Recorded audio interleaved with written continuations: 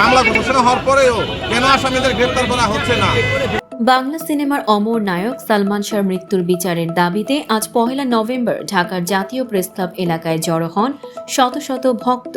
দেশের বিভিন্ন প্রান্ত থেকে ছুটে আসেন তারা, হাতে প্ল্যাকার্ড, গলায় স্লোগান, আমার ভাই কবরে, খুনি কেন বাহিরে, আমাদের এক দাবি, সালমান হত্যার বিচার চাই।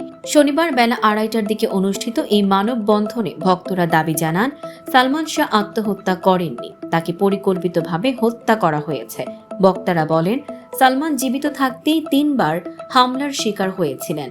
সংবাদ সম্মেলন করে তিনি নিজেই নিরাপত্তাহীনতার কথা জানিয়েছিলেন। একজন সফল, জনপ্রিয়, পরিশ্রমী মানুষ আত্মহত্যা করতে পারেন না। তাদের অভিযোগ, রাষ্ট্র সালমান শাহকে সুরক্ষা দিতে ব্যর্থ হয়েছে। এখন আবার হত্যাকে আত্মহত্যা হিসেবে প্রমাণের চেষ্টা চলছে।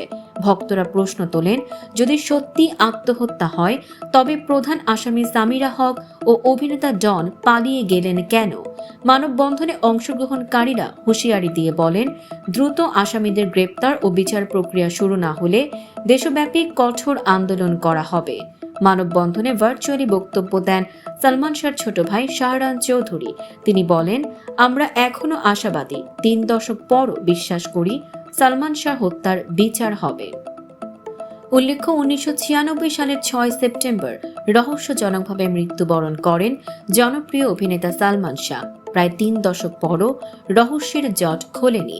সম্প্রতি তার সাবেক স্ত্রী সামিরা হক ও অভিনেতা ডন সহ 11 জনের বিরুদ্ধে হত্যা মামলা দায়ের করা হয়েছে।